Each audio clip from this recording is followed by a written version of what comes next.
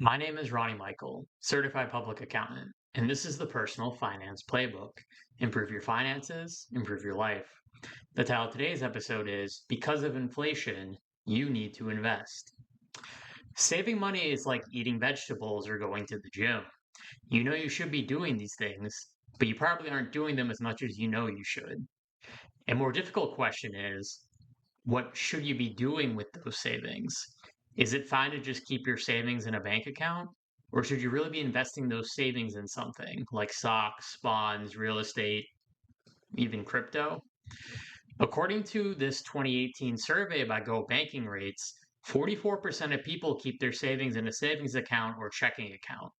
In other words, it is common for people to keep their savings in a bank account rather than invest them. For a lot of people, keeping their money in the bank seems like a safe option. Investing, on the other hand, sounds dangerous and risky. But if you're serious about building wealth and having enough money to retire one day, you need to invest your savings. Why? Because inflation will erode the value of your savings over time. Inflation is defined as the general rise in the prices of goods and services in the broader economy. Inflation is caused by increases to the money supply created by the federal government. The cause of inflation can surprisingly be a contentious political topic, but we'll try to avoid political talk as much as we can in this video. But as we'll get to a bit later, the government actually explicitly targets a 2% inflation rate each year. Let's take a look at these charts by the St. Louis Federal Reserve Bank showing the general price level of common goods over time. We'll cover the 5-year period from August 2020 to August 2025. During this 5-year period, here's what happened.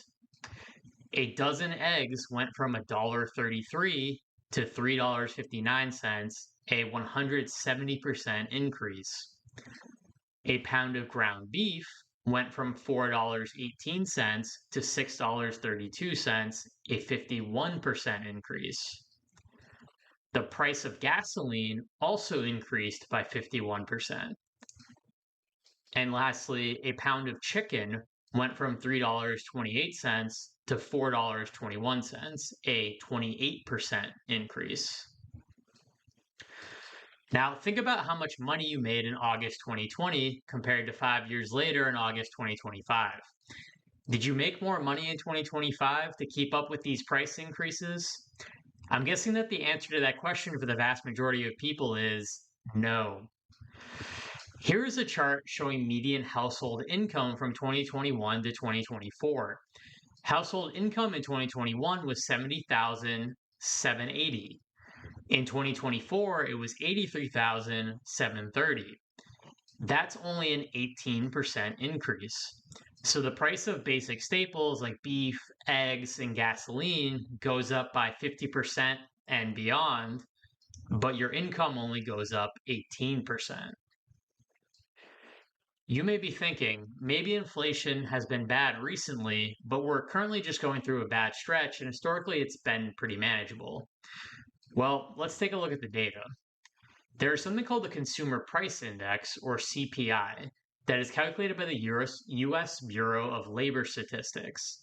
The calculation gets a bit complex, but in general is not too different from the exercise we just did tracking the prices of common goods over time.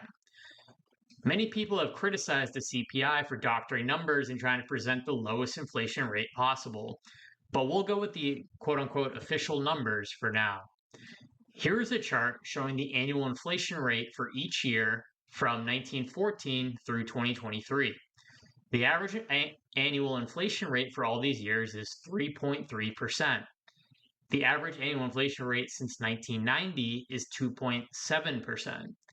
Let's round numbers a bit and say historically the inflation rate according to CPI has been 3%. What impact does a 3% annual inflation rate have over time? There's an important concept to know here: purchasing power. Purchasing power is the goods and services you can buy for a single unit of currency. If there is inflation every year, then your purchasing power decreases every year. Whatever you could buy for $1.50 in 1985, that same $1.50 in 2025 won't buy you nearly as much, with one notable exception. I'm sure we've all encountered what prices were for things back in the day and done a double take.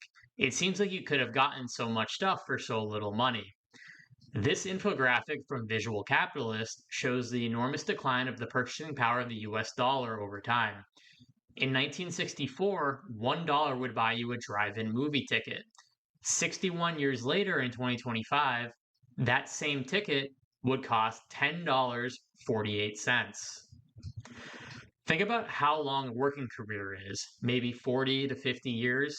This chart shows why it doesn't make sense to park your savings in a bank account for an extended period of time. When you eventually decide to spend your savings, your dollars will have lost so much value. There is one more point I want to hammer home about inflation. The current financial system is designed to create inflation. It is designed for the dollar's purchasing power to decrease over time. It is a feature, not a bug.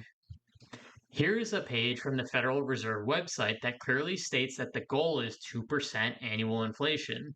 This target is, quote, consistent with the Federal Reserve's mandate for maximum employment and price stability. So the target is 2%, but as we've seen from the quote unquote official CPI numbers, this number has actually been closer to around 3%. But remember before when I said that there are people out there who think the official numbers aren't accurate? Let's take a closer look. Lyn Alden is an independent investment and macroeconomic analyst with a background in both finance and engineering. In her book, Broken Money, she spends several chapters discussing how the money supply, i.e., the literal amount of cash and cash equivalents available in the financial system, has grown substantially over time. Here's a quick summary of her findings from analyzing the broad money supply. From 1913 to 2022, a period of 109 years, there's been a 6.6% increase compounded annually. From 2000 to 2022, a 22-year period, there's been a 6.8% increase compounded annually. And from 2020 to 2022, a period of 2 years, the money supply as a whole grew 40% in just those 2 years. The Federal Reserve, America's central bank, was created in 1913 and has served as the foundation of our financial system since then. We have a 110-year sample size at this point, showing that inflation is a fact of life. All right, so thus far we've established that 1, inflation is the general rise in the prices of goods and services. 2, inflation is caused by increasing the money supply. 3, inflation is a feature of the current financial system, not a bug. And 4, inflation over time erodes the purchasing power of the dollar. Knowing all this, what can the everyday person do to combat the negative effects of inflation? The answer is you need to take your savings and invest it in something. Referring back to the book Broken Money, Lyn Alden writes that the scarcest goods tend to rise in price in tandem with the rise of the broad money supply. The scarcity of something refers to how much supply is available. Scarce goods are in short supply, while non-scarce goods are abundant. She gives an example of a Miami Beach waterfront property. In 1930, it cost $100,000, and in 2022, it was worth about $30 million. This comes out to a 6.4% compounded annual growth rate, which is pretty close to the 6.6% growth rate we saw earlier for the broad money supply between 1913 and 2022. Scarce things like prime real estate are truly limited. It isn't really possible for humanity to produce more waterfront property like that also has the weather of a Miami Beach. Semi-scarce things like beef or oil experience inflation that are at a rate a bit lower than the growth of the broad money supply. Humanity can produce these things more efficiently due to better technology, but there is a limit on how much efficiency can be achieved. And then there are non-scarce things like grains, clothes, and electronics. Humanity has used continuously improving technology to become super efficient at producing these goods. You could argue something like televisions have actually had a negative inflation rate. A color television in 1965 would have cost a significant portion of the average American salary. Nowadays, a color television is easily affordable for just about everyone, And the quality is so much better with things like high definition, a bigger screen, and connection to the internet. You want to take your savings and invest them in things where you think the price will go up. You want your investments to, at a minimum, keep pace with inflation. And ideally, you obviously want to exceed inflation. It makes all the sense in the world to have some money in a bank account, an emergency fund that could last you anywhere from 3 months to a year if you lost your job or endured a financial hardship. But I'd say holding your savings in a bank account for any longer than that probably isn't a wise option. Let's take a look at one last chart. Charlie Bolello is the chief market strategist for the wealth management firm Creative Planning. He maintains a chart showing the returns for various instruments since 2011. If we focus on the last column, we can see the annualized returns. We can see that there are investments that outpace inflation. Bitcoin has the highest returns by a wide margin, but then we can see more traditional investments like stocks, bonds, and real estate. Investments obviously have their own risks, and past performance is not a guarantee of future performance. But if you want to beat inflation and build true wealth, you'll have to invest in something. The current financial system is designed for it.